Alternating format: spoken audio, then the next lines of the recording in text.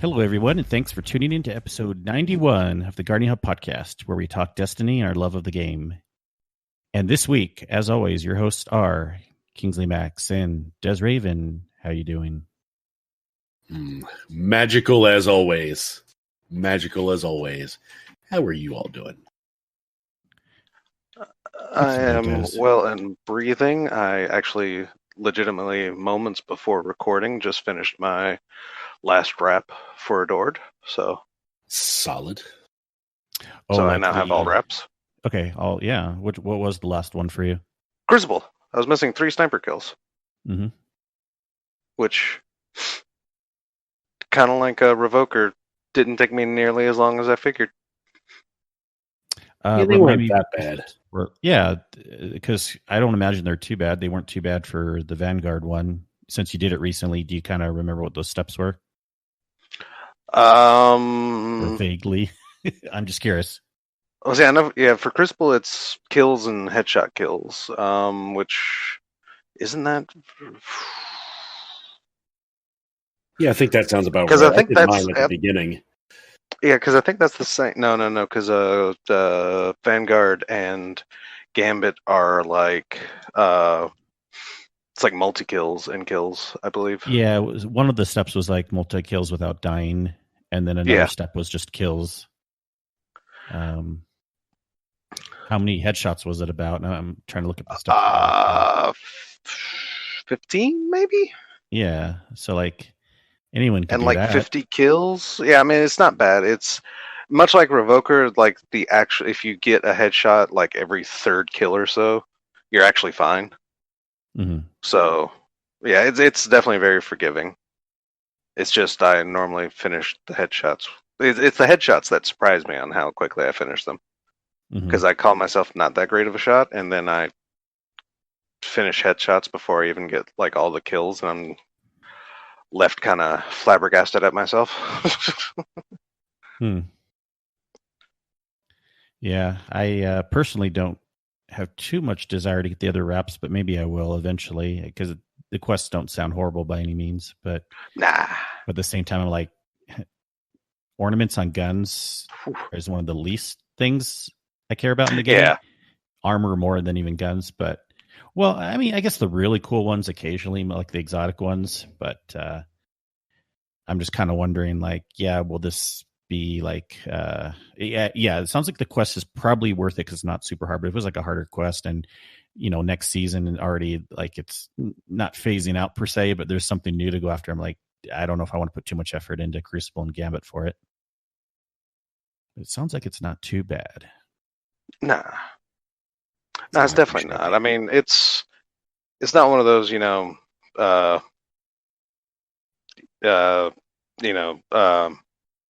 oh god, higher skill gap type things, Mm-hmm. I suppose. I mean, come on, if I can do it, I'm pretty sure there's a good many people that can do it. Yeah. If I can do it, you can do it. I'm sure it can. I just still don't know if I care because, like, oh, that's legitimate. Like, that was actually also my hardest thing was just getting it started. Because wondering if I cared enough. Yeah, because since I don't Crucible much, and let alone Sniper much, I mean, I was using it in PvE a little bit, especially when the raid was brand new. It was the Sniper I was using on the servitors in the second encounter in a few places here and there until we came out with the better things like Cloud Strike or the shotguns or whatever. But it was effective enough, and a new weapon that I was just playing around with in PvE a little bit. But now it's kind of falling by the wayside. I feel like, I don't know if I mentioned this on the podcast, but I know I've talked to some people about it. There is a lot of weapons I've been having fun trying out. And I almost feel, even though, and we've kind of had this discussion, like people are saying there's not that many new weapons and they're glad they brought more into the world loot pool. That makes sense, the world loot pool, but we still have at least 5 seasonal weapons. We have the raid weapons. We have the Europa weapons, and I haven't gotten anywhere near testing all them to the fullest extent. I'm having fun actually doing the Empire Hunt Triumphs, testing out the SMG and the grenade launcher and all these weapons to kind of see what I like or don't like about them. Yeah, for sure. I mean, one thing that definitely helps is the fact that we have, this seasonal grenade launcher is, or at least the special one, is, it's our second wave frame, which I feel are like super fun. Like, as a new like concept or whatever. Yep. And they almost feel like a different weapon. Like almost, Yeah. The heavy grenade launcher, I was running that the other day. I was doing the new light bounties quests. And the one for, I know I don't have to, but I just kind of wanted to do that full new light experience. And one of the things is do some stuff on the Dreaming City. And I was just kind of slacking on that. And it was do 3 bounties. And basically really the only good bounties in the Dream City is running that one lost sector kind of over and over or whatever it is for the week. And so you don't want to collect a bunch of resources or do a bunch of public events. I know, right? I felt like running the lost sector would be a little quicker. And it was the Bay of Drowned Wishes, the one right where you spawn in, and the one where you go in and they have all the exploding scorn. What are they called again? They come running at you. Crawly ones. Let's say Thrall, but Screebs. There we go. We had to get there eventually. But anyways, for a few times I was running that, and it's not like it's hard, obviously, by any means right now, but you kind of I always thought the strat was to stay back a little bit and just pick them off as they come at you. But this time I had the grenade launcher. I'm like, I'm just going to go heavy, see how it goes. I just stayed in the air as much as I could, just spam down grenade launcher shots at them, explode, stay up. I just went in like crazy, like a Titan, and just, was in the air as a warlock though, but just running in hard, throwing grenade launcher kills at the big guys, the scorn looking, the scorn looking, like the big ogre looking things. Yeah. And then all the screams are running, and I believe they're abominations. Yes. But I had a lot of fun. I just cleared it super fast because I was just throwing fire from the heavens down on them. I'm like, this is a fun strat, rather than just staying back and waiting for them to come to me. Nice. You hear the little noise where they're all spawning in. There's like a million of the screebs right there, and you just plan your rocket launcher shot to land on them right when they spawn in, and boom, they're all gone. Yeah. So, anyways, fun playing with the weapons, and a good roll on the SMG. It's super stable. So I was. It is. Does it feel nice? Yeah, this is not like a normal. I kind of wish it was an energy, because that'd be the only thing to kind of push it over the edge, right? Almost like a poor man's recluse or something. I know, right? I'm gonna pull up Dim so I can actually say some of these names. If you remember the name, feel free. That is Friction Fire. Yeah, there we go. Poor man's recluse. I should remember it, all things considering. Haven't a lot of people been using Icolos though? For what? Yeah. Just the SMG. Friction Fire is an SMG, right? Yeah, but it's only kinetic. That's why it's not gonna. Like I said, if it just had an energy element to it too, I would really love it. And the Icolos one's an energy, right? No, it's energy. It's energy. Yeah. But this is really stable. Okay, I got Rampage, auto loading, whatever. Don't need that as much. Steady rounds and polygonal rifling. Rifling. Yeah. I got you covered, boo.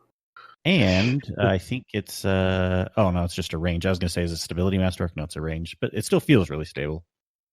For an SMG, at least, it seemed pretty laserish. Yeah, for sure. I mean, it's definitely up there. I'm noticing. Oh no, yeah, okay. Friction Fire does have a rampage capability. Because I'm noticing on a lot of these weapons, they're actually like not. They're leaving out like damage buffs a lot for a lot of these weapon rolls now. Yeah. So yeah, this Like has the raid shotgun. The only way to get a damage buff is reconstruction, I believe it's called. okay. Or getting energy kills buffs its damage up to like a 10 stack, I believe, Mm-hmm. which is very nice in PvE. This one can also get Vorpal for an SMG, but it can also get Unrelenting. That'd be pretty cool. Once it works. Yeah. Unrelenting is apparently busted right now and is on the quick list of getting fixed. Gotcha. Yep. Killing Wind in that second to last substance. And then I'm just looking at ones that might be good. Yeah. I find substance very fun with Rampage or like Swashbuckler. Yeah. Because my Steel Feather Repeater has substance and Swashbuckler, and I think for trash mobs, I mean it's nice just not having to reload so much when like clearing out things. Mm-hmm. That's what I have on my False Promises, which I still really like. I've ever since it came out, and even though it can't mow down as good as Steel Feather, I really like having an auto rifle that's more like those longer range, slower ones, because you can use it almost like as a pulse or a scout because its range is amazing. Yeah. And False Promises with Substance and Swashbucklers worked well for me these last several months for sure, because I got it early on in that last season. I still use it even in the in the raids a lot. Gee. It's pretty good at in Teepstone Crypt. You know, when we're in those long hallways and getting the shanks, or even the not as good on the servers, of course, but really good on the shanks because they're far away, and this can ping them down pretty accurately. Yeah, those shanks, like especially those yellow, or I guess orange bar shanks, it can be a little beefy. Yeah. A little beefy. What about you, Sin? What fun weapons have you been playing with, or anything that's stood out to you? You're like, oh, this is interesting. Not really. The same weapons that I have been using, really. The pulse rifle, I talked about that a little bit last week. The hailing confusion. I haven't played a whole lot this week. I've been working a bunch, and I downloaded a new tower defense game on Epic because it was free. But yeah, just hailing confusion, and I use a Wishbringer for my shotgun, and a little bit in Crucible. So, but you've played with the seasonal weapons a bit, right? Because didn't you say you got a lot of those triumphs done for the seasonal triumph grinds and stuff? Yeah. And I was just using them to use them. Nothing really stood out to me as something that I would really like to use on a ongoing basis. I wouldn't mind trying out the Ikelos SMGs a little bit more. I have a couple rolls of those saved, but I haven't really gone out of my way to use them yet. Yeah. Well, I've been on the bandwagon now for doing in the Deepstone Crypt final encounter shotgun anarchy. And does that work well? It works well. I'm right up there with hunters with Golden Gun if they're not doing shotgun anarchy. Let's say I'm pretty darn close to them. Yeah. Now, if they're doing shotgun anarchy also, then they'll be still a little bit higher. But I was looking at the numbers. I was getting about 1.1, and they were getting about 1.3. And then the next closest people were pretty much lower. But nice. Of course, you want Philo with Vorpal weapon. That's super important. And then Philo. Gotcha. Yeah, that's what you want. The raid shotgun in your primary. What's that called again? Let me. Crap. It's okay. No, that's not Heritage. Heritage. There we go. Heritage. I actually have that one. Probably one of the very few raid weapons I do have. Yeah. So first in, I've been saving those rolls. Like every time I get a first in, I actually end up saving it. I have an outlaw vorpal. That's about the best I've been able to get to drop. Now, did you say first in with a? Are you looking for auto loading? Did you say? Yes, preferably. If you're preferably you want first in with auto loading for the pure function of running dual shotguns. You can, if you really want to go crazy with it, which I haven't tried this, but you can do this thing where you do a shot with one and then you swap over to the other weapon. You do a shot with the other one and you keep swapping. And then, if you do it right, you don't have to wait for the reload. Yeah, because that and it cancels animation. It basically functions similarly to how for those that remember, or for those that play D1, old No Land Beyond animation skips. From what I've seen, like, as I haven't practiced it, obviously, because I was never great with No Land, but I was able to kind of get the animation skip for it down. But yeah, it's like you shoot a shotgun, you swap, you sprint, you cancel sprint, and you're ready to shoot the other shotgun, and it basically gives you potentially like almost twice the fire speed that way. It's nutty. Yeah, I haven't even tried it. I would have to practice it a lot. I guess you could just practice it out in the field. You don't obviously have to practice it on the raid boss, but even if you don't do that, it's a pretty good loadout. Of course, you have the issues with ammo. If you do, I mean, there's things you can do to try to be okay ahead of time, and if you try not to use too much ammo ahead of time or none, then you'll be okay. But or none. Pro tip: try not to just slap the small ads when you're only 12/16 light. It doesn't work as well. I think I remember seeing something about you knowing that from experience. Yeah, I do know that from experience.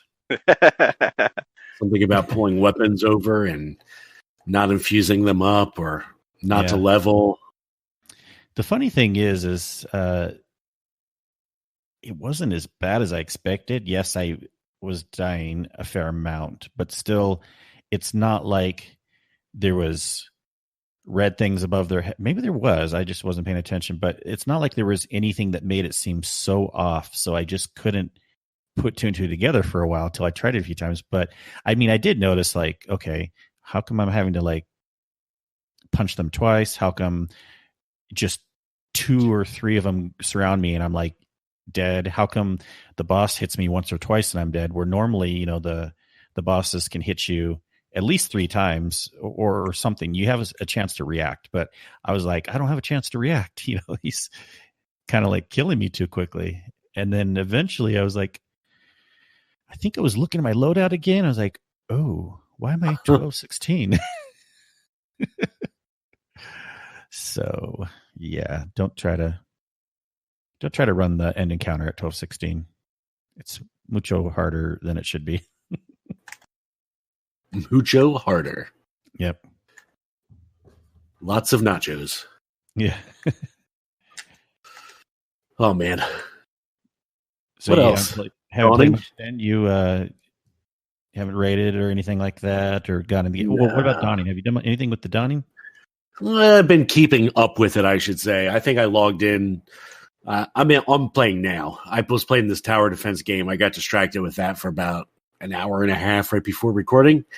And I logged in to do the Dawning, and I'm just doing a bunch of stuff in the Dawning right now. And I did the cookie for the Drifter because that part of the community quest had been done. Nice. I just finished the cookie delivery for Hawthorne, but we're only about 83% of that for the community event. So I'm caught up. Yeah. And I haven't done much, and I'm caught up. Well, those are the quests, but then they have the triumphs. You still got to deliver a cookie to everyone if you want to finish all the triumphs. Excuse me? Look at the triumphs list then. Yes, you have to. There's a triumph for delivering a cookie to every vendor. There might be some confusion in there because I read somewhere you have to deliver a burnt edge transit to the Cryptarch, which is a failed cookie for any failed recipe. But I never did that this year because I was a little overzealous and immediately masterworked my oven like first day. Mm-hmm.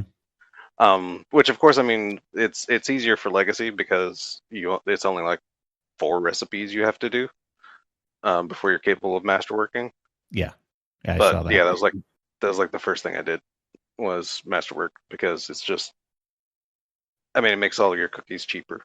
So Well, you have to just like, deliver a cookie to everybody to masterwork it, right? no, you have to pay. You have to discover all recipes to masterwork it. So there's only 4 to discover for us that have done it the previous years. Yep.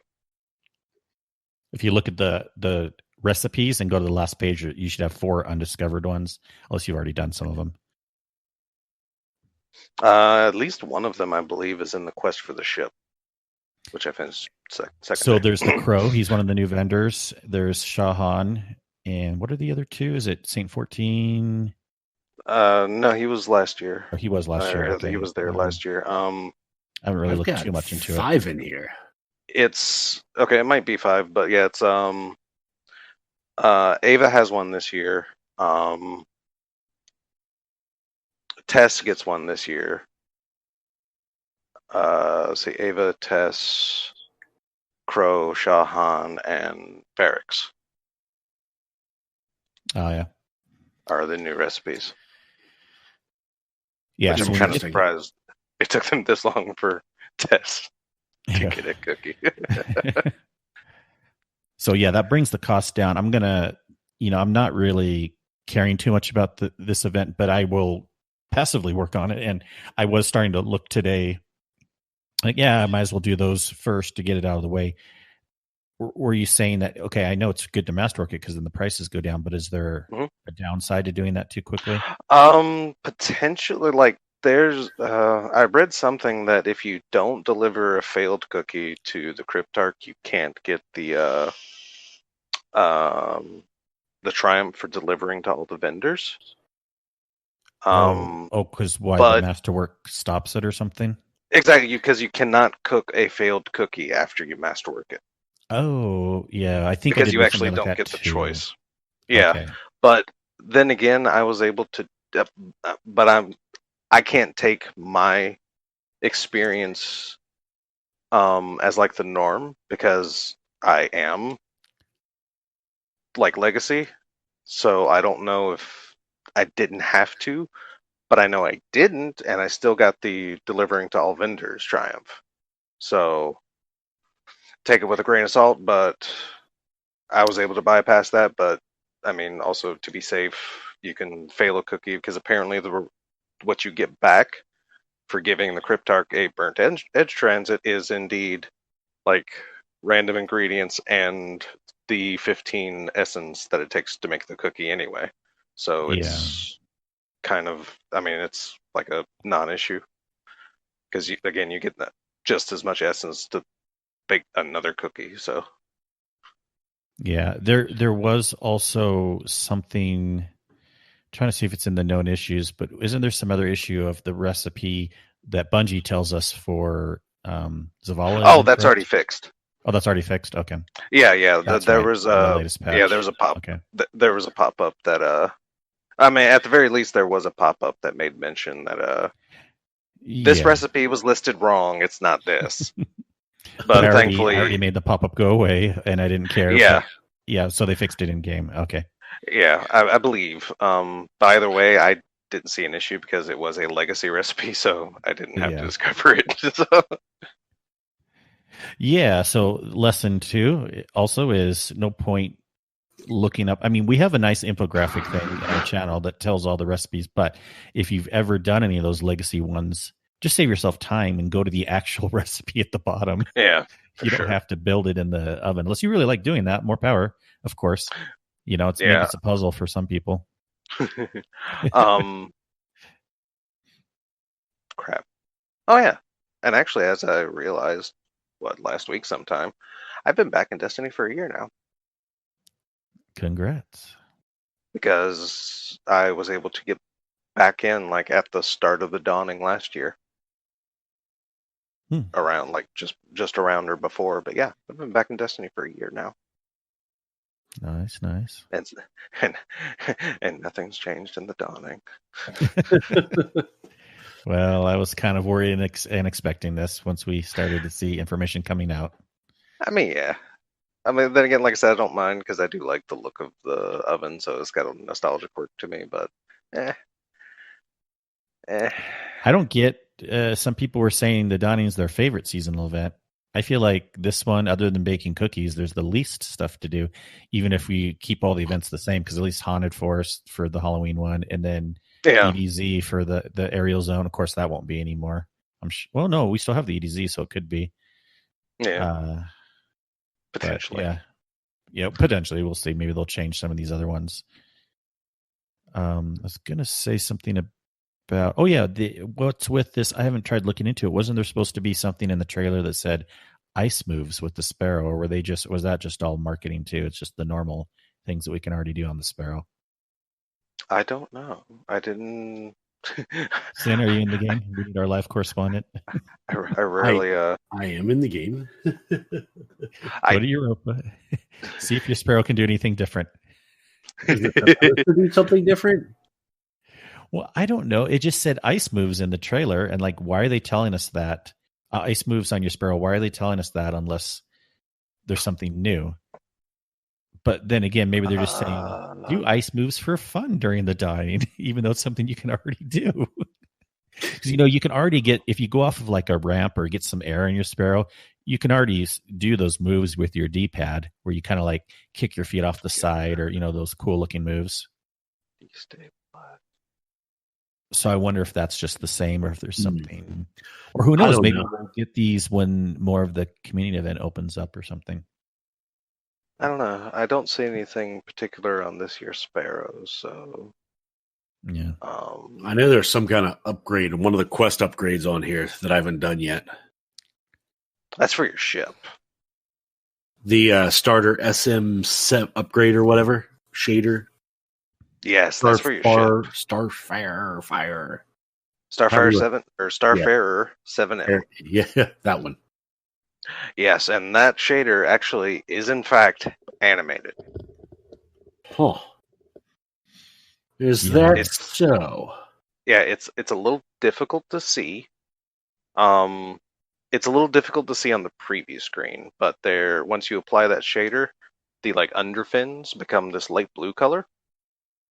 And if you look at those underfins, you can see that there's like snowflakes like moving across them.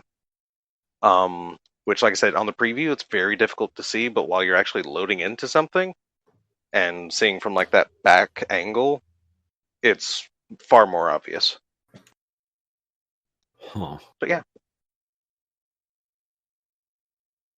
Well, at first I have enough to at least bake a cookie for her, so I can at least get that part of the quest done. Also, well, be sure, like as a optimization, before you bake, like if you get some essences going, before you bake, get a bunch of the dailies from Ava, because all those random daily ones, all they'll do is basically tell you to bake a specific thing.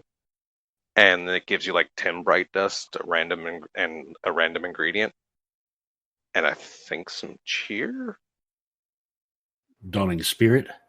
Yeah, Dawning Spirit. Yeah. I always want to call it cheer for some reason. Which is also needed. You can only get that from delivering cookies, right, and popping the triumphs, things like that. And the bounties. If you fully upgrade your ship, you can randomly get spirit from getting an ingredient. At that point, does it matter what you use? I thought that Dawning Chair was mostly for getting to that point. It is, but it kind of helps the community event basically. Oh yeah, that's true. But and it's a community event. It procs fairly often, actually. I'd say it's over half, like an over 50% chance of giving you a Dawning Spirit per ingredient you get, which seems fairly generous. That's cool. There's some talk about we're going to fail the community event, though, unless Bungie can add a multiplier again, like they had to do for a different community event.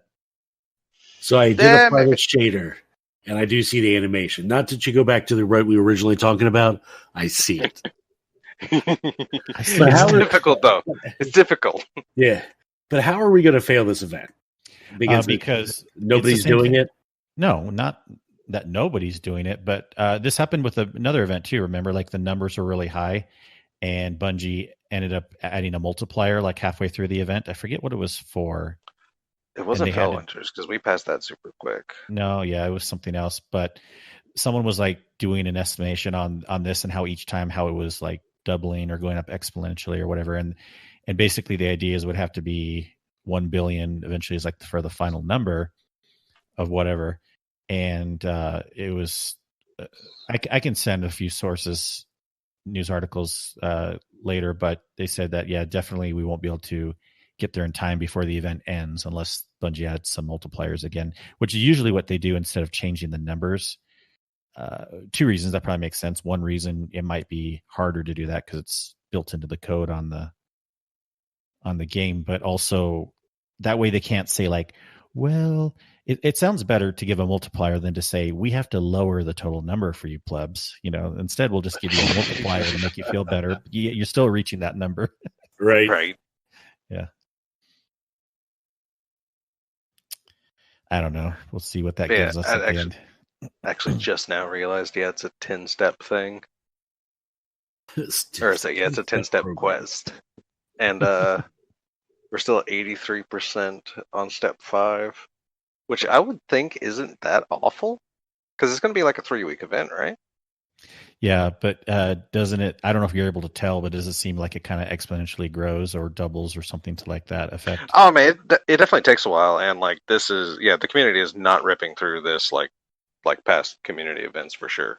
Like this is definitely going a while. We've been on step 5 for at least since yesterday. Mm-hmm. Yeah.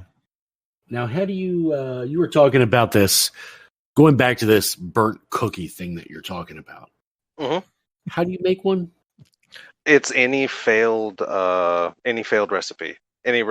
Anything you put in that doesn't have a corresponding recipe will turn into a burnt edge transit. There's a fair amount of recipe. I almost wonder, like, if you don't have to try to do a burnt one. I know, right? Well, I don't know, because there's actually, because even though we got 5 more recipes, there's at least 3 recipes that got taken out, maybe 4, because those planetary vendors don't exist right now. So let's see, to make a burnt cookie, what would be a good recipe? Cabal oil. Okay, I don't have any Cabal oil yet. Has anyone noticed that we don't fight the Cabal as much these days? I mean, I haven't been in strikes that much. I guess if I had a Cabal strike, but other than that, there's just a few places of patrol. Yeah, I mean, I don't actually have makes Cabal sense. either. Yeah, I know that it kind of makes sense from a lore perspective. Considering, I mean, they're not apparently sending. I mean, that and the new Empress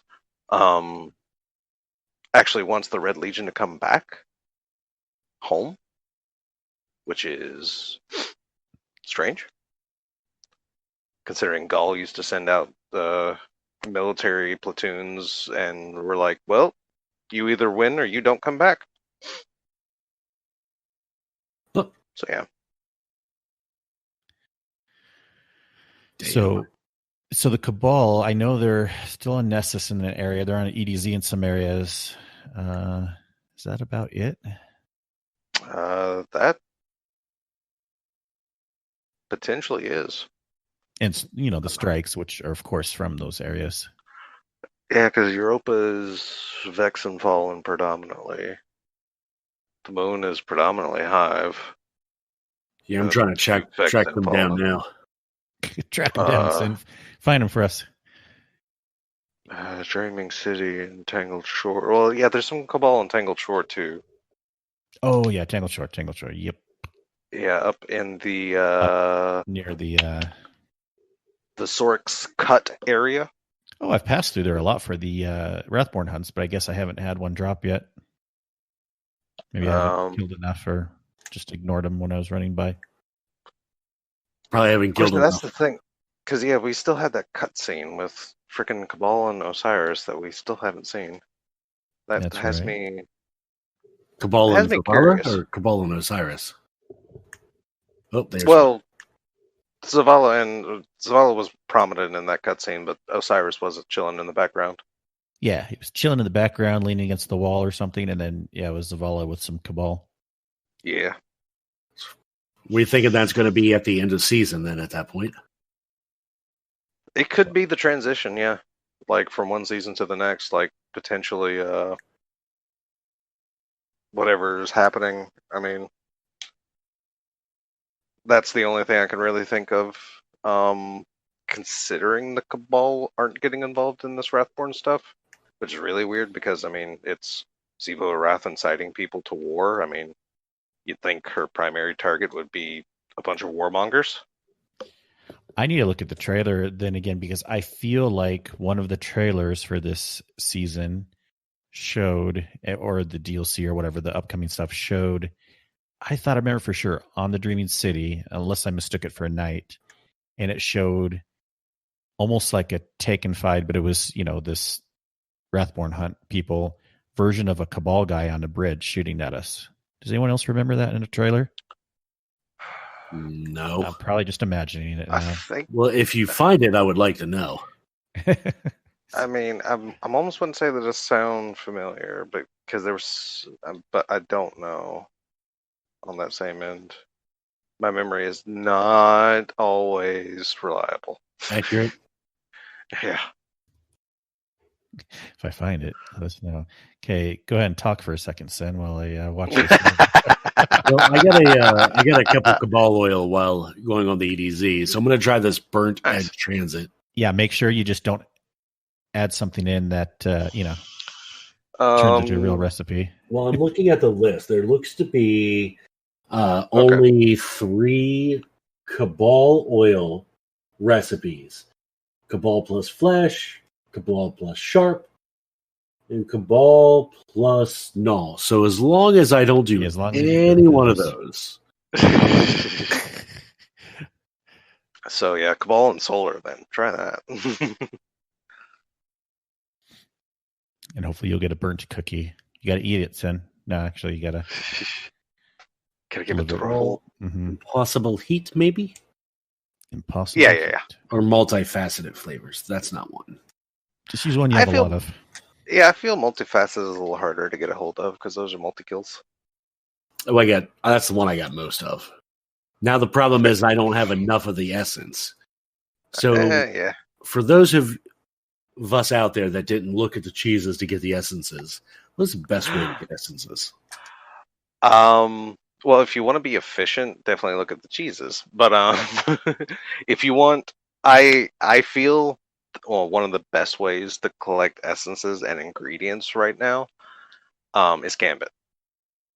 Actually, because you fight off against a variety of opponents, and if you vary your loadout, and with the matches being so quick now, it's fairly time efficient. I almost feel it's more time efficient than Crucible. And like I said, with the variety of enemies, you're pretty much getting a decent influx of ingredients. So if you're not trying to be super efficient, I feel Gambit can give you a better variety. Mm-hmm. Wrathborn hunts are actually very efficient too because they go super quick and they will give you tier 2s give you 15 and tier 1s give you 10. Okay. Yeah, so I mean, you can melt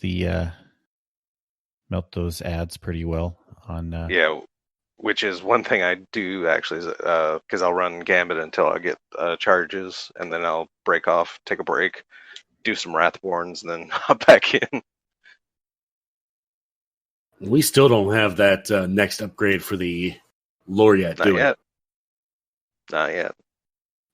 It is going to come in a very specific mission and setting. Don't sound ominous or anything. I mean, it's not a huge spoil. I mean, it's basically going to be the upgrade that allows us to hunt down the Celebrant. Okay. Yeah, and we're going to have to purchase it from Crow. That's all pretty much people know right now. As far as when it's going to come, nobody knows, but there's apparently enough information to know that much. So Yeah. when it comes, we'll be directed to the crow, and then we get to hunt the celebrant. What that does, as far as like like incentive and loophole, no idea. Fair enough. So I found out we were talking about the most efficient ways to do the essence. So you can actually do a tier 2 Wrathborn hunt using the recon data. From what I understand, it's before when we talked, I said it was the weapons, but I saw somebody else do this. As long as you fit a mod in the slot 2, you can upgrade it to a tier 2 Wrathborn. Slot 2 has to be equipped, though. It can't be just a blank slot. So, yeah, because recon data, like extra recon data, is in slot 2. So Correct. So you can get a tier 2 by doing that. Okay, that makes sense on why that turns into a tier 2 then. Yeah, that's kind of what I figured out on my own in a way, because I was first confused with what I was supposed to do when I was talking to you guys about it earlier. But yeah. I don't know. I stopped paying attention after a while. It's like usually when I go for weapons, I mostly will use both slots for vetoes anyway, which so far perk vetoes still don't work out in my favor. So sometimes I just say screw it and don't throw in a mod and just give myself over completely to RNG. Yeah, I kind of feel that technique. It's like I'm gonna play the game a lot. In a way, I just kind of whatever happens, happens. Yeah, go with the flow. Yeah, because if you're putting in those perk things that only make it a slightly better chance, then you're just gonna get frustrated. At least if you know to RNG, you're like, whatever. Yeah, that and some of those perk veto choices are freaking rough. Yeah. Like they always seem to give you like some trash perk with something you might actually want. Because I mean, I'm not against perks really, but there's definitely perks I don't want, including like auto-loading holster. When there's other things I want instead of that, but it's like, oh yeah, this perk will veto auto-loading holster and like kill clip, and it's just like, but I might want kill clip. Yeah. So there seems to be kind of a choice for a lot of these perk vetoes. A little bit of a disconnect, you would say. How much you can like blocking them out versus what to keep.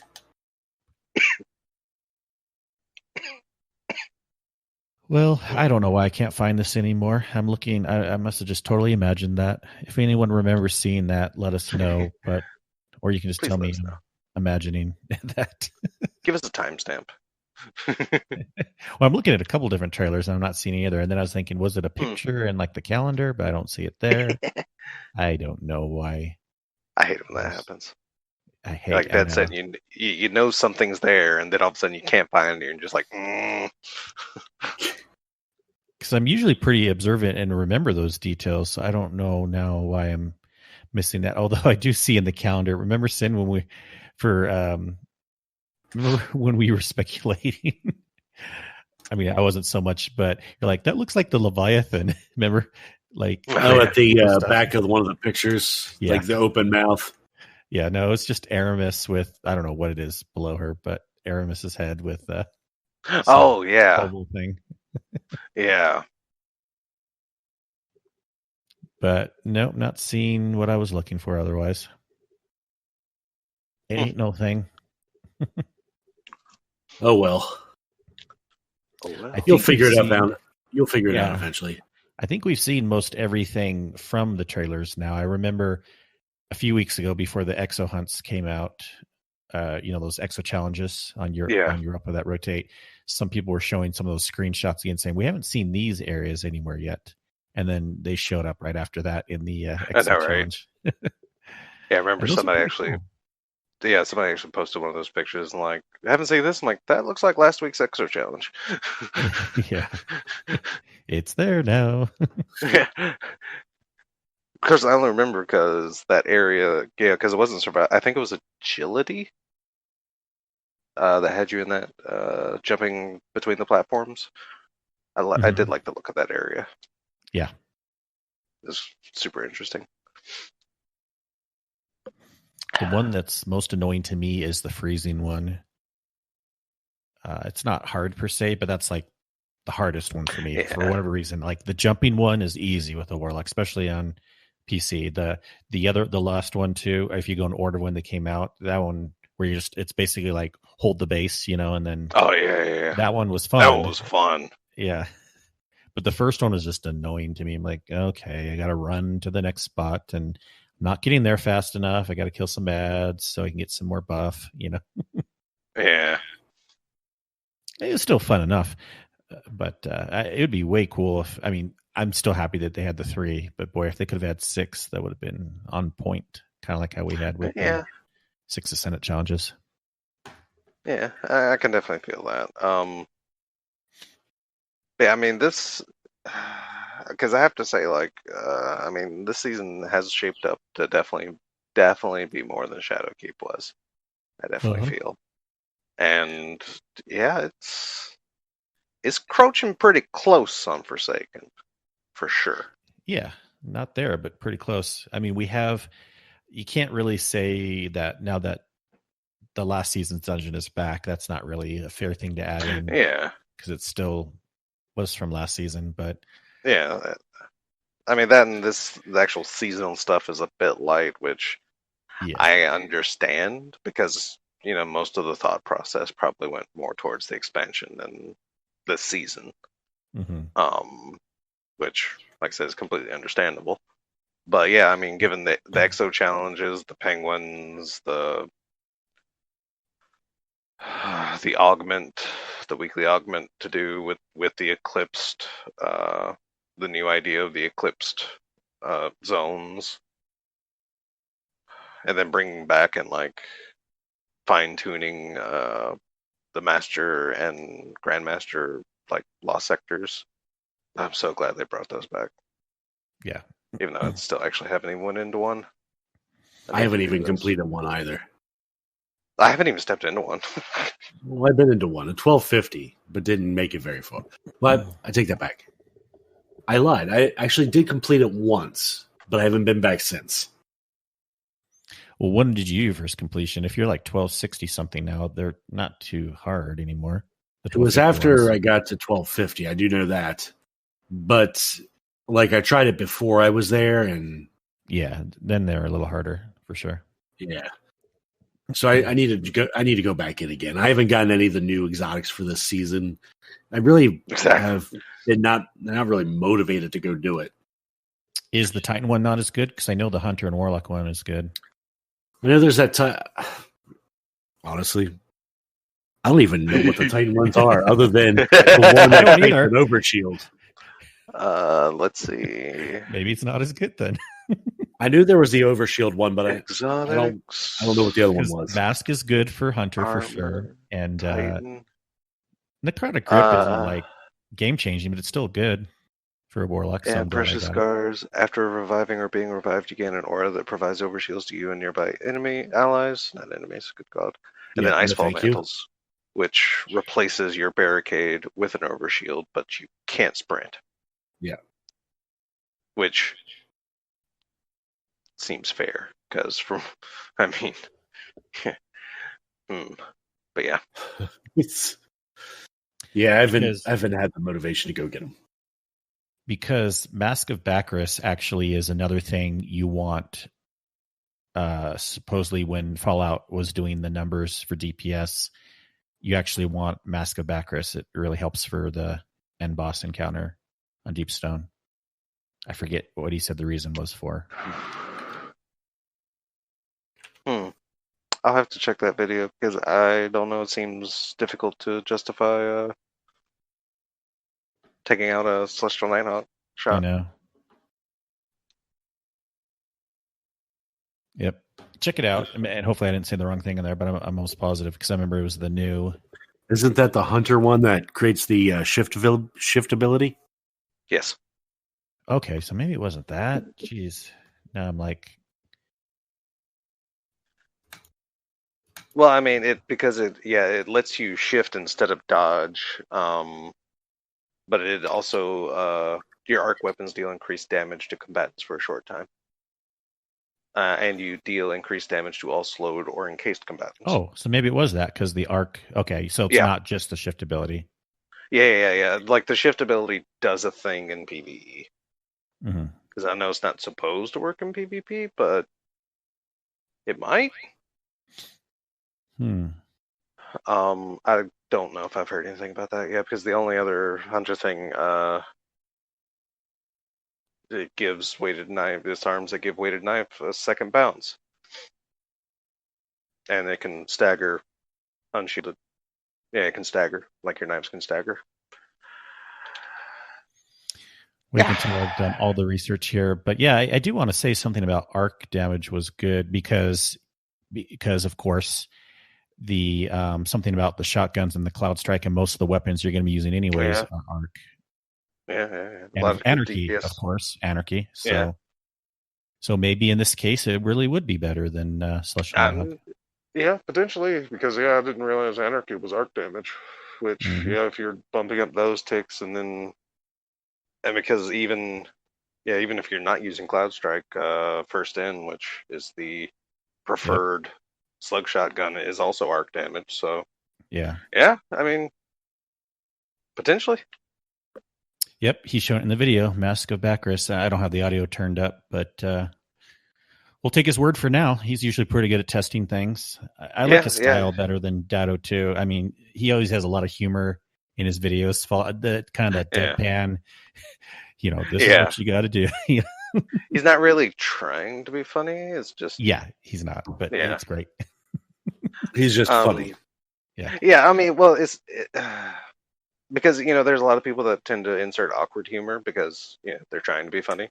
But Fallout just says a thing, and like I said, he's very deadpan about it, which, like I said, that's a mark that he knows it's not funny, but hey, maybe get a laugh out of it or whatever.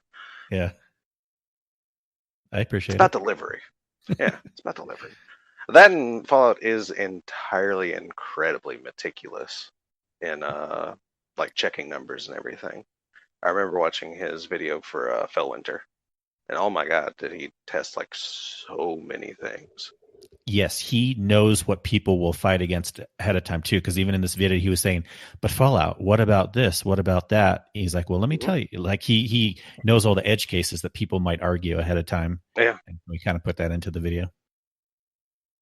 Yeah, for sure. I mean, like, I do kind of like Dado's approach sometimes because he tends to use raid encounters, and thus a lot of his theory crafting numbers are a little more practical to what you'll actually see. But yeah, Fallout's definitely like I say, he's very meticulous about the ins and outs of a weapon. For sure.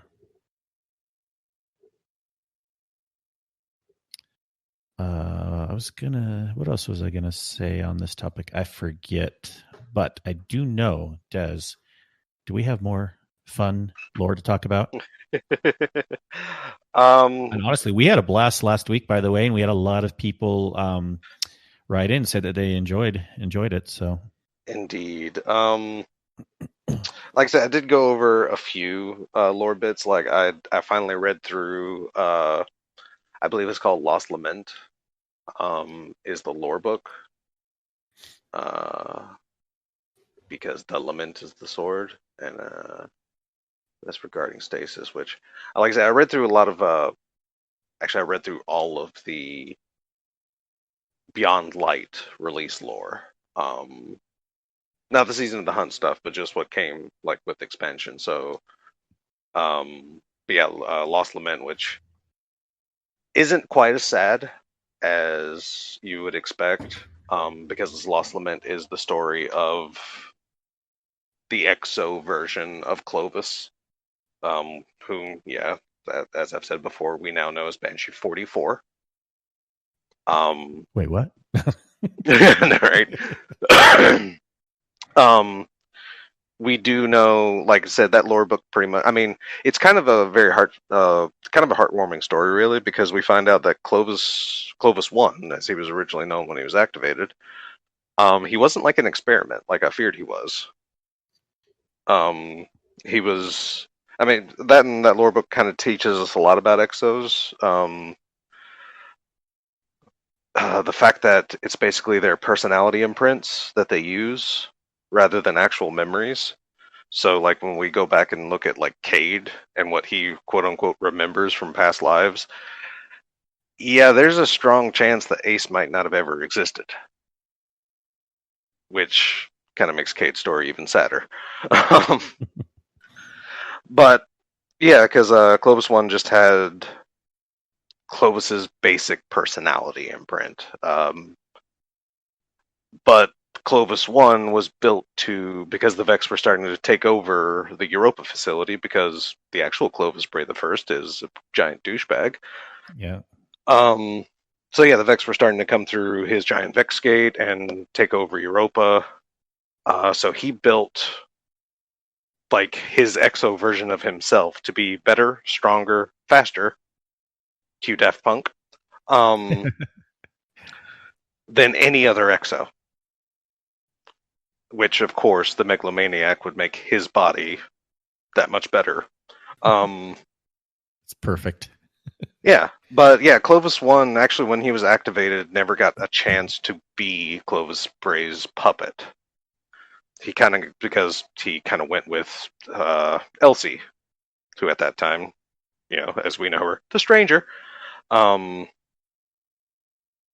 yeah, I mean, he was never an experiment.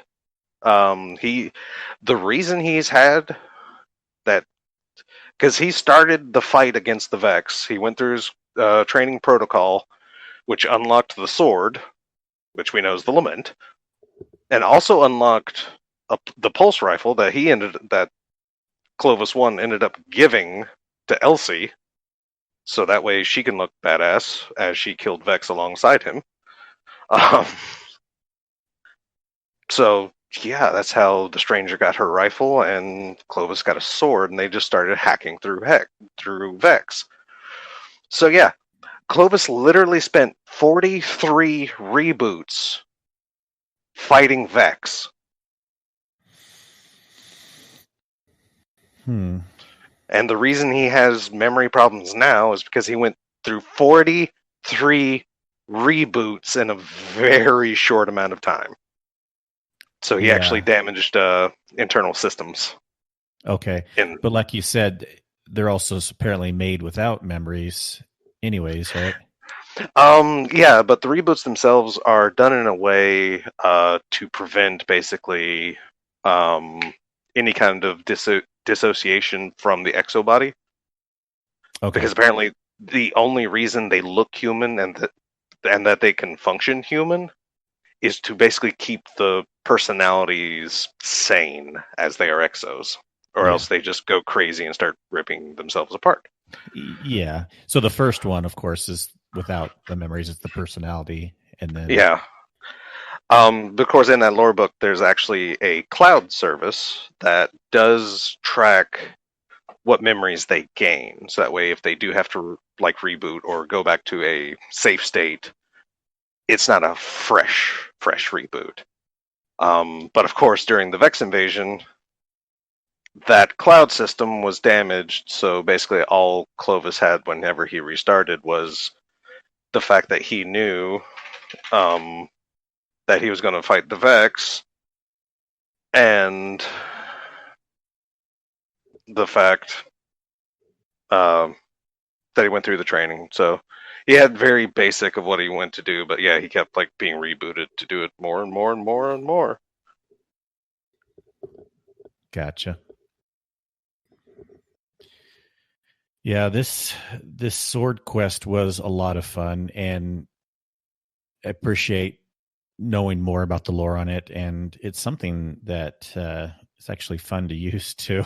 Right? It's that sword that gave Clovis the nickname Banshee, because in the lore book, someone actually mentions that makes sense. Okay. Yeah, because they made mention that whenever the sword starts, like to rev, it's like a banshee's wail, taking vengeance upon our lament. So yeah, which the buff itself is called Banshee's Wail, but again, that's where the nickname like derives from, because on his as he was Clovis 43, he decided to be reboot one last time to start off completely fresh again, just like the basic personality. I mean, that and it does show that Clovis Bray the First does have the capacity to actually be a decent human being, but instead he's a douchebag. So, which if you go, I was about to say, if you actually go and talk to the giant head after you do the Lament quest. Oh yeah, did I do that? He still actually wants to take over Banshee's body. Okay. I need to go back. That's on patrol then, right? You need to go back to speak to Yes. It? Okay. And in the same line of thought, the only thing that would make more sense to me, because, we in the story, they kind of teach us that this sword was made to rip through the Vex, right? Mm-hmm. I feel like they had a missed opportunity. There should be another perk on the sword that it's actually more effective on Vex, right? As opposed to other. Well, that's very true. It's very but effective. What can they do? It's very effective anyways. I know, right? I don't know. Just logically, to me, that would be cool. When they're first giving us the sword, I'm like, wait, the sword is the best thing? Well, maybe not the best thing. Well, I guess in theory, it being a shield piercing, because it was potentially designed to take down the Transcendent Hydra, which Hydras have shields. So shield piercing. I guess that's and the Vex's bodies you would be thought generally more hardened than squishy humans. Like Hive. Well, I guess Hive can be hard too, but considering the Vex found a way to literally take heavy metals from a dying star and to prolong that star's life so they can harvest heavy metals. Yeah. They're pretty hard. But it was just I don't know, like logically, if I had to come up with a weapon to kill, I just think, okay, Vex, robotic, I need to find some like laser gun to kill them. But I'm like, sword, that's an interesting concept to kill robots is with the sword. Yeah, no, but right. A chainsaw sword, that. Yeah, I've learned to love it, and it's kind of too bad that the main place we're using it right now is in the raid. That's fine on. But I guess it is okay. It is exo fallen. Yeah. So somewhat robotic, right? But somewhat similar to the Vex idea. But it'll be really cool if we can somehow use this sword in the future in a community way, like we're all using it on some Vex god or something like that. I know, maybe in Volta Glass. I mean, potentially, but also at the same time, I feel that. Because they definitely, because I think Dedo pretty much kind of said it best in his raid guide. I mean, you can't get too close to Tanix because he has what Dedo coined a "don't sword me, bro" barrier, which I found very apt. Because you're going to release this brand new sword that can outdamage the one sword like you just recently nerfed, so. Yeah, why not design like a bit of a obstacle around that? Yeah. And can I say, just on that point real quick, it's kind of refreshing that in this raid now, shotgun can be it's always kind of been that crown, you could do close range, but a lot of the raids, has been this sit back and sniper or something like that. You know what I mean? And so this one's kind of refreshing. Yeah, we can't get up and do sword, but we can still be up close enough to do shotgun. Yeah, for sure. Because it's like Atrax, because Atrax preferred damage ended up being one sword or the other. Yeah, but speaking of Tanix, I now know, at least from the lore, why Tanix is with Aramis. Okay, do tell. It's actually really easy. Tanix just respects Aramis as a fighter. Okay. And Aramis's faction is the reason he's alive again. Gotcha. Because they were the ones that brought him back. Yeah. With partial exo technology. Yeah. So yeah. But yeah, I mean, Taniks just because apparently she was a fierce fighter in House Devils. Apparently, while she was in Prison of Elders, she never lost a fight ever, including against Guardians. Hence why I guess we haven't fought her back then. Exactly. It's like it kind of explains why we never crossed paths. No, but right. She only lost because we now have stasis powers like her. Technically, she didn't lose against us. She actually pulled the same mistake Clovis did in trying to harvest stasis, it seems. Because there's a theme, because one of the Clovis lore books has him trying to use an exo to harvest stasis. And he ends up like drawing too much power and freezing over just like Aramis did. So there's something about trying to pull it out of the shard technologically that there seems to be a barrier. So that's why it's good that Ghost is always so worrisome. Guardian, don't do it. I mean, yeah. He can temper us so we don't go too hog wild into it. Well, I mean, then if you look, like if you remember back, like every time you go to commune with the darkness, you're technically getting frozen over and have to fight out of it. So, yeah. I mean, we're just getting it enough to not die, but yeah. Yeah, I mean, it's. I think it's basically our like paracausal nature that allows us to really, because again, I mean, the exos that tried it weren't paracausal. Well, of course, that also doesn't explain Elsie, because she's a time traveler, sure, but not exactly paracausal. Which that's a whole nother lore book to go down, is the Dark Future, but that's going to take some time because, my God, that a lore book? Yeah, I'll be interested in that. But I'm almost thinking the theme here is, yeah, we have these powers, but be careful. Like, just temper yourself. Like, Ghost has said it, like other people, and the game's even saying, okay, yeah, we have stasis, but you can switch between light and dark. And the idea is you dabble in all of them, but you don't go like complete dark, never back. And that could be for sure.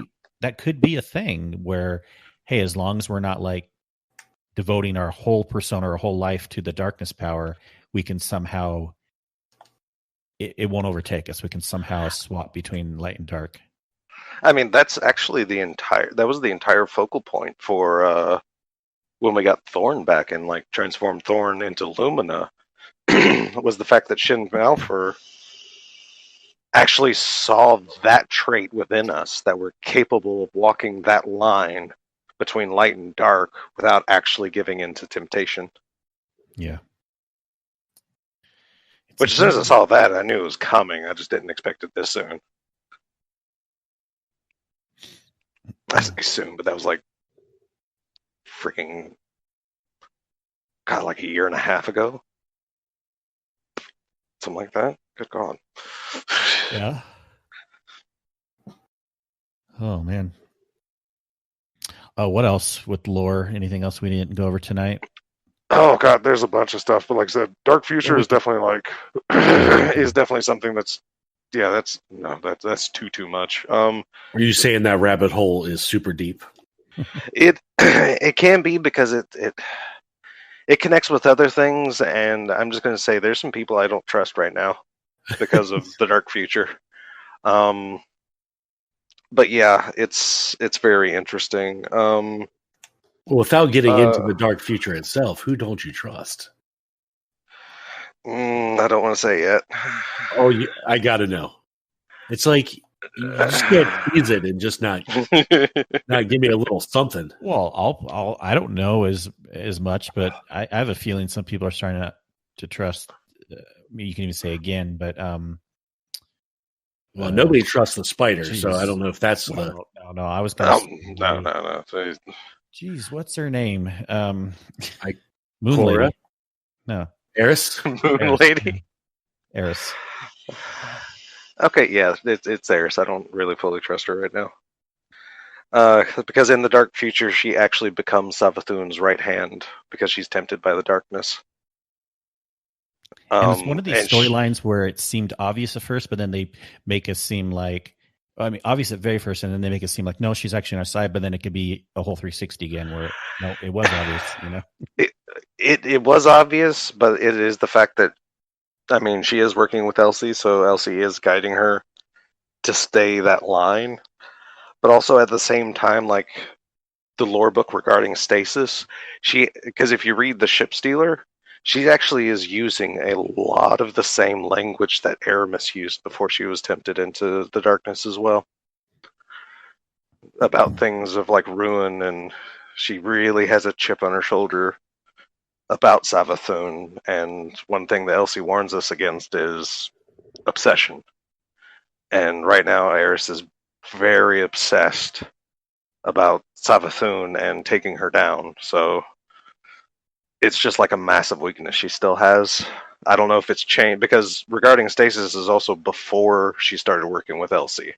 So I'm not 100% certain, but like I said, for the first time since Eris was introduced, I don't trust her. Like, completely. God, after the Dark Future, I actually trust Rasputin more now. And I never trusted Rasputin before. Because freaking Terminator and Skynet. Yeah. Oh, man.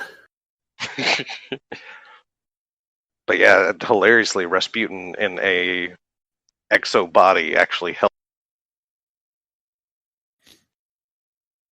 Oh, you may have cut out a little bit. Talk about a cliffhanger. Yeah. We'll wait to hear back from there.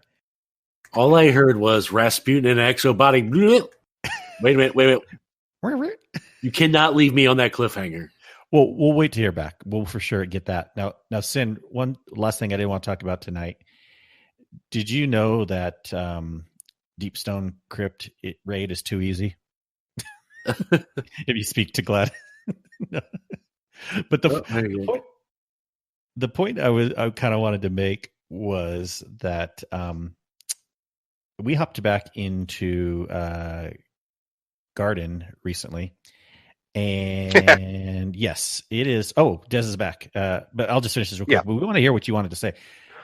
But let's just say that, it's easier bringing people through Deepstone Crypt than it is bringing people through Garden. Now, that won't always be the case. But Garden can still be a ball buster at times for people. Yeah. Yeah. I mean, I could see that. I mean, I think all raids will have their moments in general, but I know because we went in there day one and we're like Deepstone Crypt, it's hard, but now it's, now that the dust has settled, I think we can agree, but it doesn't matter. I love Deepstone's Crypt still. I think it was a perfect level raid that the community needed for us to all enjoy. Oh, yeah. Except for some streamers that have run it too many times now and are bored, whatever. But, I mean, that's literally the danger. I was actually talking to Kato about it after the run. And there's definitely, like, people can now see the two different mentalities of, like, Bungie raids. Because Garden is definitely, like, kind of like that Vogue style. Like, you have a lot going on, plus, like, mechanics that can be very harsh and loosely defined. But then you have Deepstone Crypt, which again harkens back to like Wrath, where things aren't quite as hectic and like the mechanics are a little more like role defined than what they usually are. So they're a little easier to grasp in bite sizes, I feel. Yeah. Which leads to the easier feeling of like Deepstone and Wrath.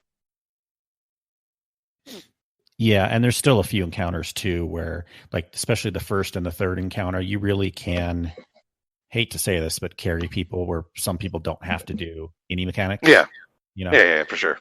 It's not a downside. It's a like I said, it's a refreshing thing. I mean, honestly, I prefer something like Crown. The thing about Garden that I don't like as much, and I love the raid, is just that it has some complexities like Crown, but they're not as repeatable patterned, and it has a bigger, sloppier arena where you can get messed up easier. So it can be a thing that's like there's a lot that's going on that doesn't conceptually make sense, but it is what it is. I hadn't hopped into the raid for several months myself, and we hopped in all gung ho to get 2 people of Divinity, and there was 2 people that had never run it and a few people that only run it a few times. And I'm like, yeah, we're good. And I was like, I should have maybe thought this through a little bit more. Anyways, we had a lot of fun. We almost got it done a few times, but we were a little late at night. What was it, like 3 or 4 your time? Because I know it was like 1 something my time. Yeah, it was about 4 my time. So yeah, it was rough, but yeah, I was dedicated to see it through till the end because again, it's Divinity, and I don't know. I do kind of like, I do kind of like the mentality because it's like I said, like usually on a Divinity run, it kind of gives people like if you can make it to the last encounter, it gives like the people that are there a little more incentive to really try to like crank out that boss encounter and like to get the weapon for the guys. And I usually feel myself. Yeah. So, what did we miss on that last story? Sorry, this went a little bit longer. No problem. Discord decided not to be nice to me. But yeah, Dark Future. It's just. Yeah. I mean, there's just a lot of crazy things in Dark Future, and it's actually very interesting to see. Because technically, even though it's like an alternate future from ourselves, like it's the beginning of the story of the Exo Stranger. It's like before she was traveling through time and trying to fix things. And it actually even lines up to the dark future potentially that Osiris found way back in Curse of Osiris. Yeah. Because even though at first he said there was no darkness or light in that future, one of the weapons, I believe it's Null Calamity, that actually has some lore attached to it that after the fact, Osiris meditated back in that dark future and came across the darkness. So it was there in the dark future. Mm-hmm. So yeah, it's just very interesting. But yeah, like because there's so many like little details and like little differences that they kind of fit in to like why it's changed now and why like that dark, like why we actually have a chance to fight against the darkness now. So it's very interesting. Yeah. Well, one last thing. Well, I mean, we can still talk about more Destiny if you guys want, but I just wanted to add before I forgot is I know most people know this, but I think I saw at least one person, shout out Chris. You don't have Disney Plus, but if you have been watching The Mandalorian, I think most people can agree it's been worth it. Yep. I finished the last one last night.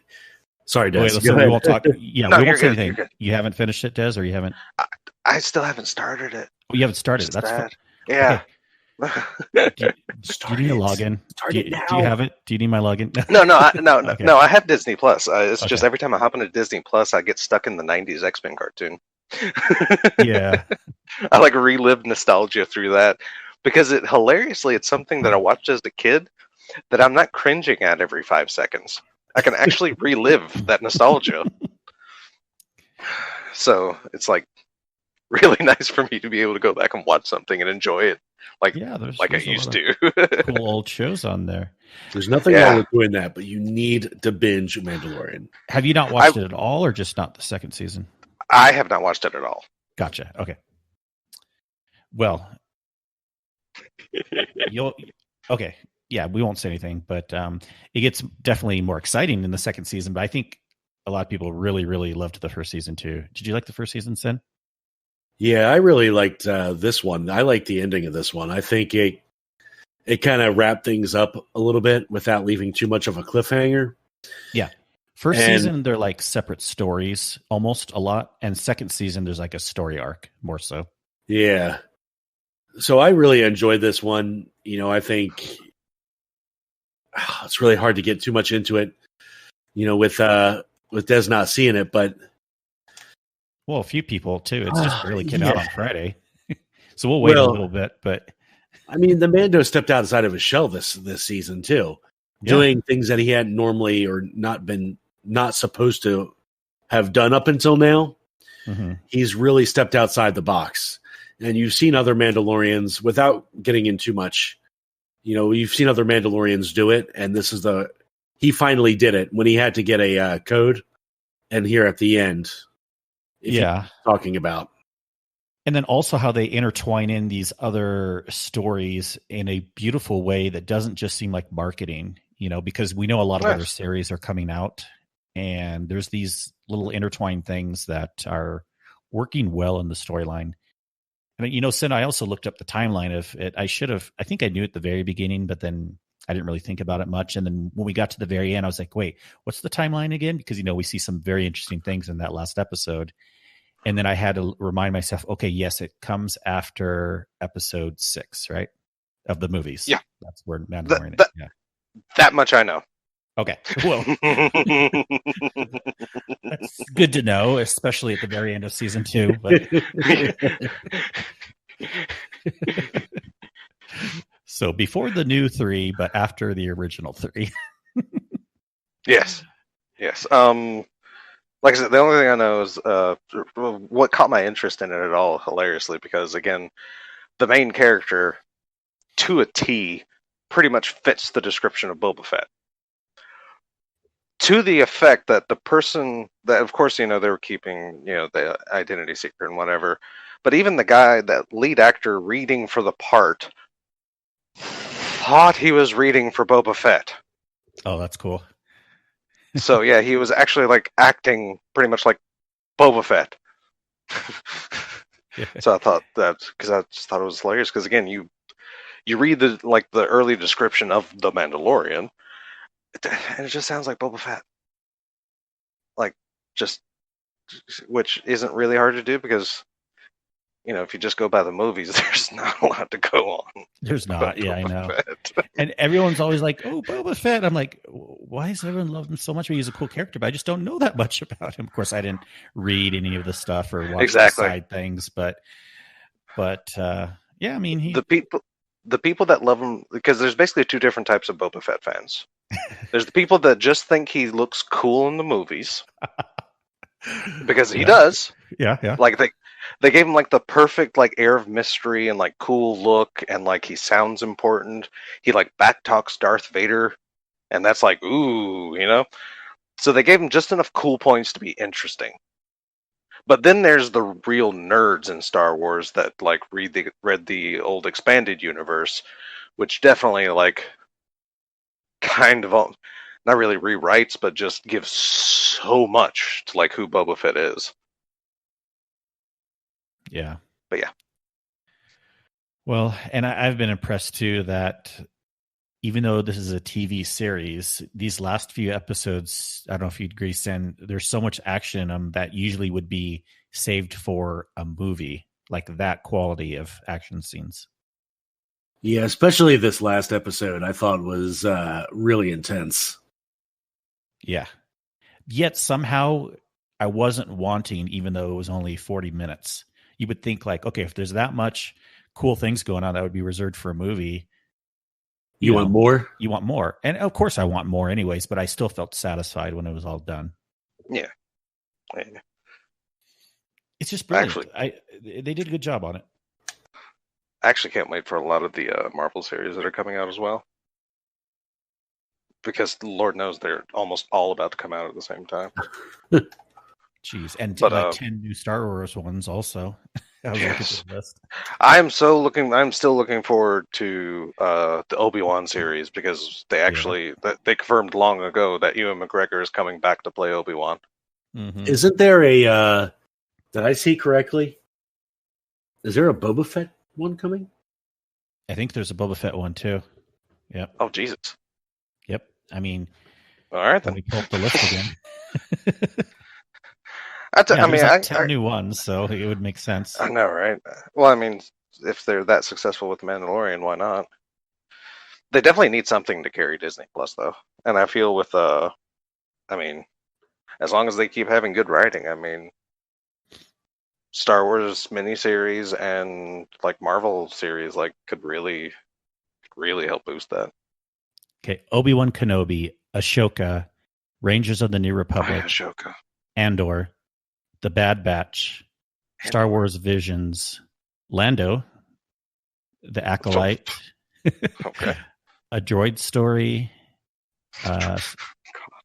Rogue Squadron, Ooh. and that's all on this list. Yeah, I thought there was a Boba Fett one, or maybe we're just thinking something else then. Maybe I'm thinking Obi-Wan one. Could be. Well, yeah, and maybe Rogue we're thinking Squadron. something else because of what we saw too, but you know what I mean, without giving spoilers away. But Yeah. I don't know. I wonder where they're going to go with Rogue Squadron now. Because I know Well, they have. I can tell you. I don't. I mean, this thing because I don't want to. I'm probably one of the few Star Wars fans that actually didn't like Rogue One. Actually, they didn't tell us anything about Rogue Squadron yet because that one is coming way out in 2023. Okay, that's fair. Some of the other ones they have mini synopsis, but not that one. Yeah, because I wonder if they're going to go like if that's going to continue from Rogue One or if it's going to focus more on the actual famous Rogue Squadron. But yeah, but that's expanded universe and it's going to get changed anyway. So yeah, but yeah. And I'm probably going to get backlash for saying I didn't like Rogue One that much. That's fine. No, it's fine. A lot of people have a lot of different opinions. I liked Rogue One, and I didn't like the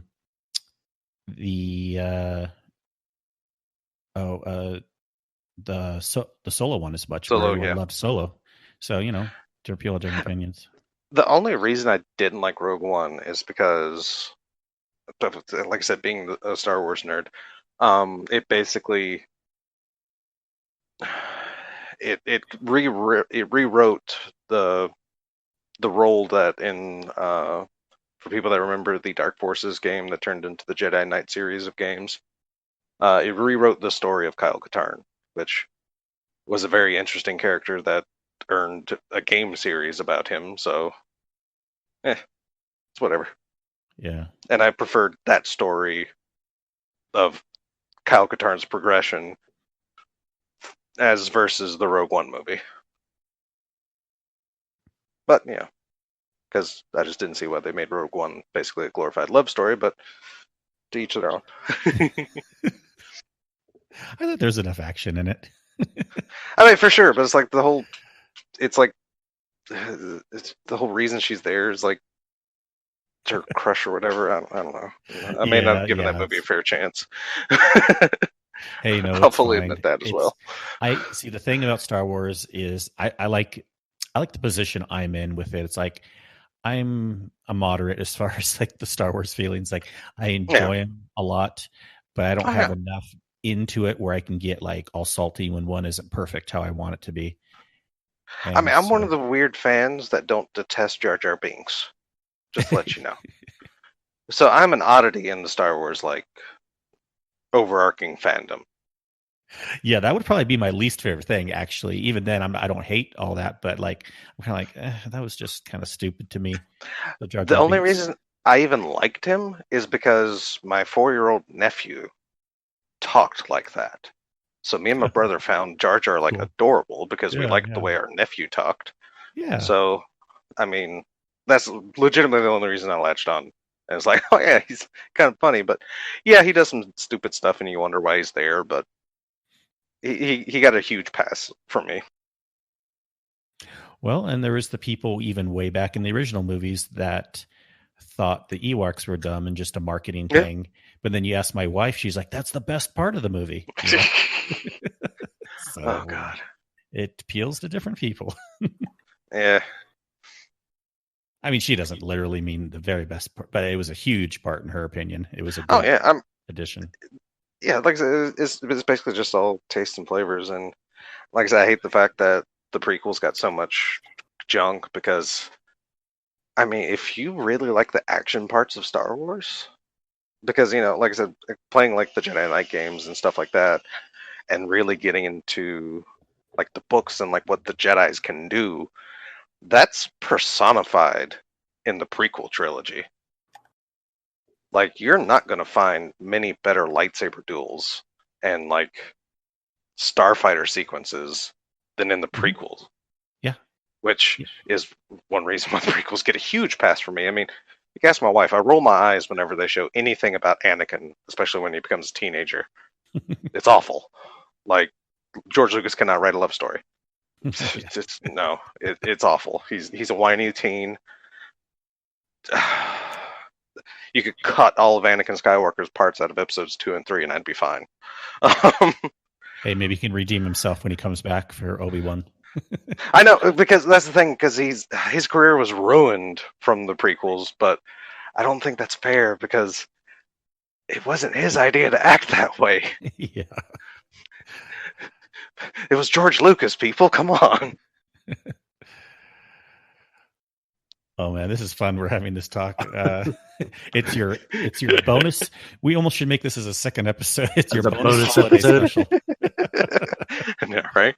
Like but yeah, it's like I definitely have like I have weird opinions for sure, but yeah, it's. That's why I always find it funny that that people say the sequel trilogy like ruined the series, and it's like, do you people not remember the prequel trilogy at all and what George Lucas himself has done to a series? Do I need to remind you about midichlorians?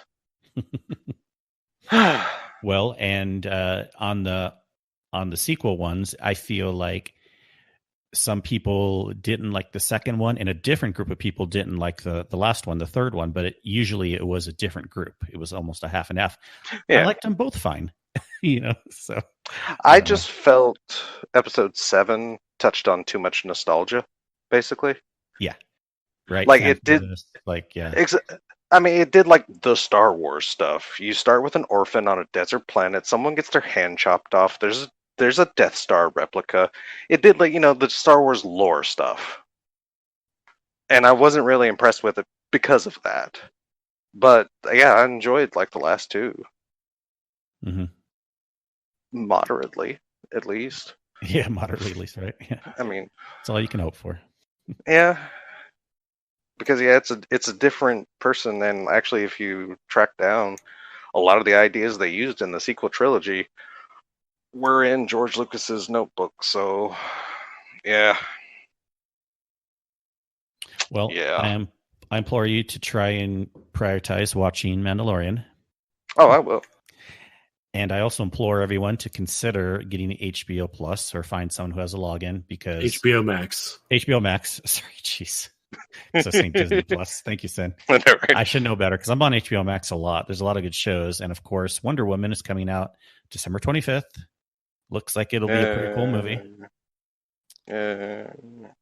And then there's a lot of other things too, and on there. So it's a fun thing to watch. I just hope this Wonder Woman is a turnaround for DC movies. Yeah.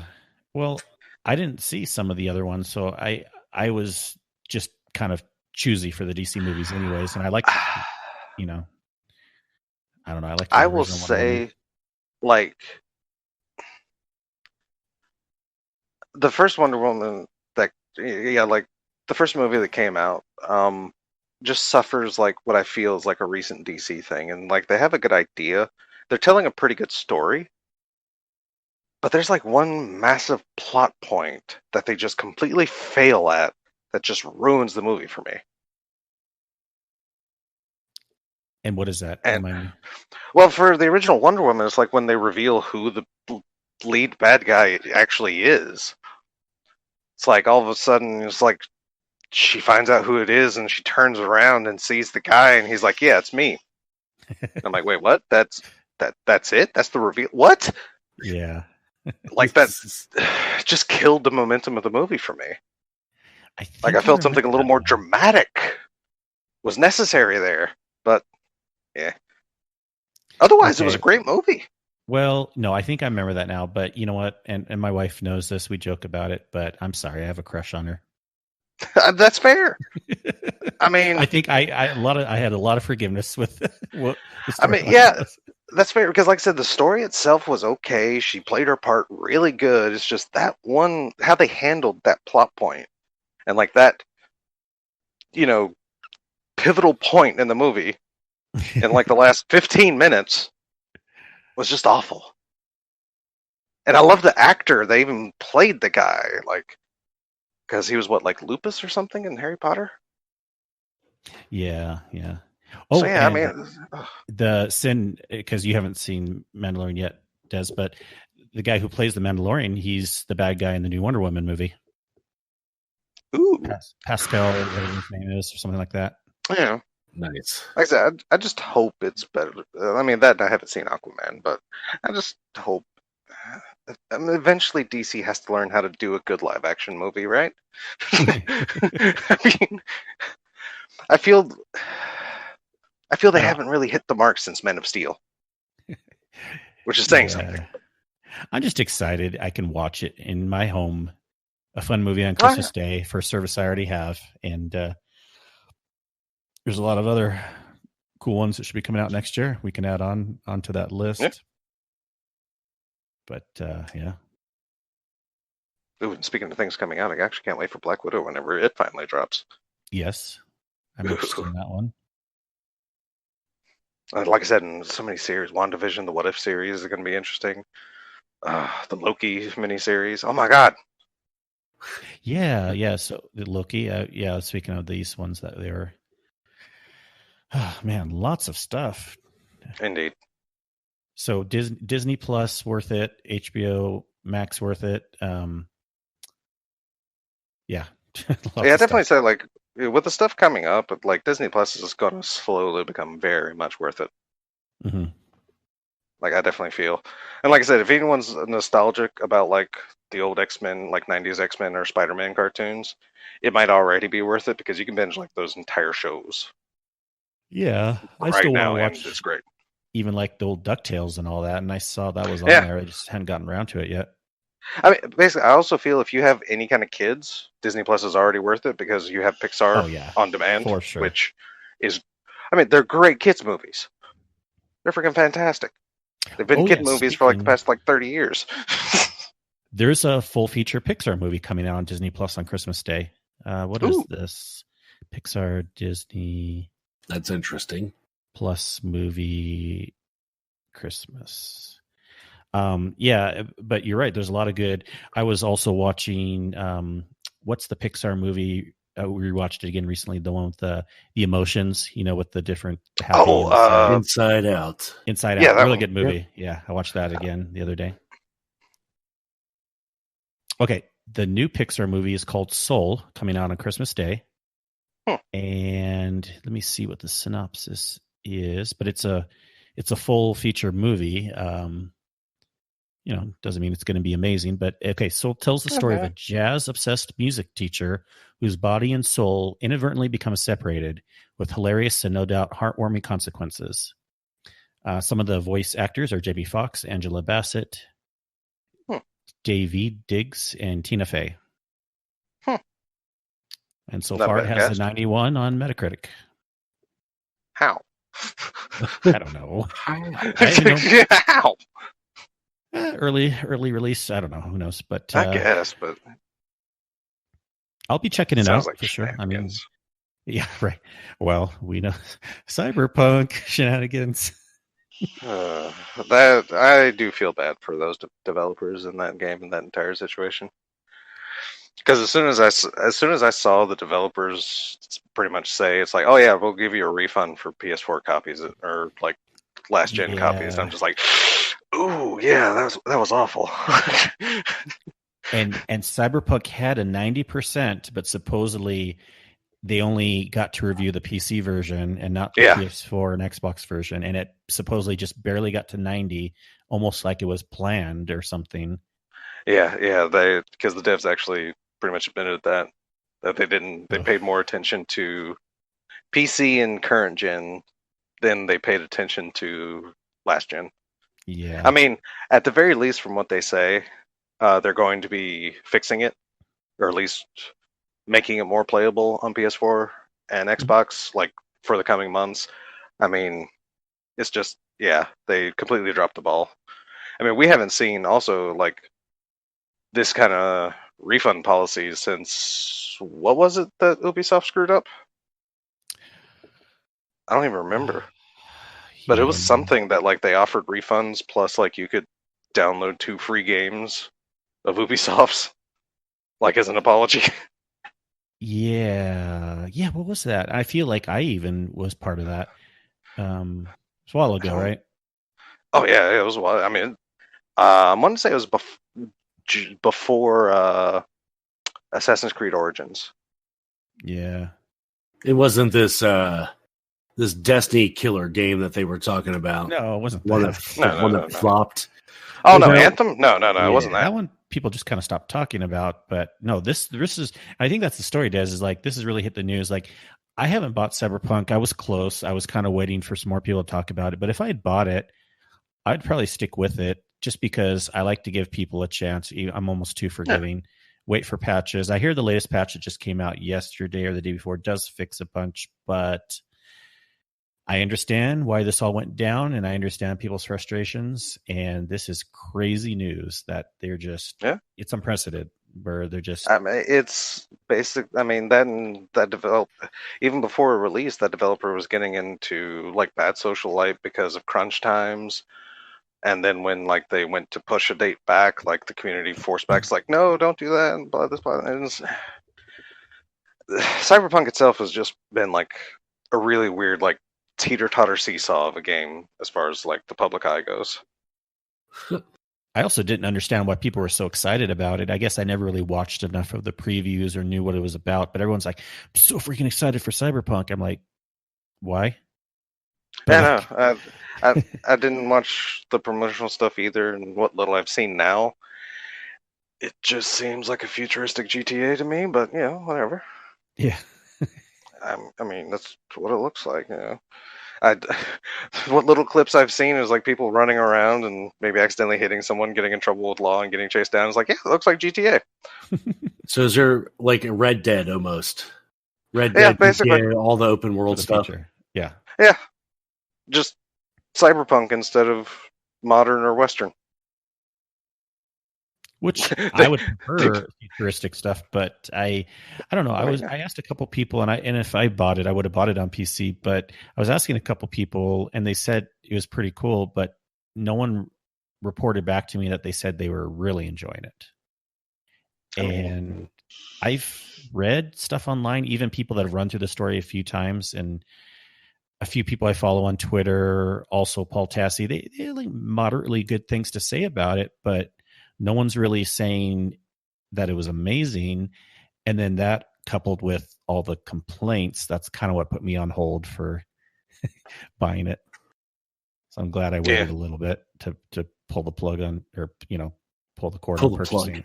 Well, I definitely will be buying it also on PC. So, but are you going to wait now, Sen, or are you thinking about getting it soon? Or I don't know. I mean, I don't know if I want to pay $60 for it.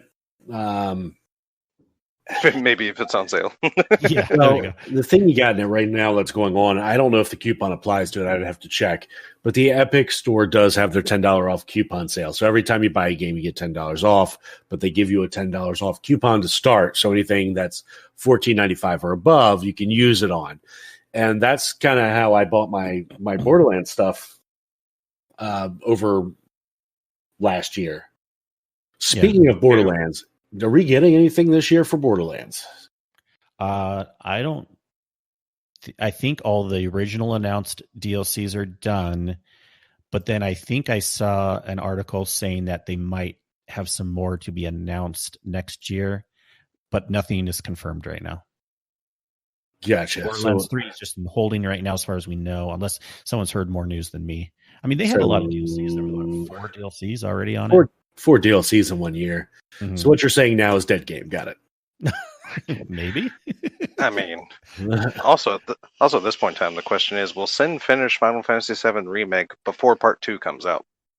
Probably not. There's the question. I'm halfway through. Sin. You've been halfway through. I spent an hour and a half on this tower defense game before jumping into Destiny tonight, and that game was free.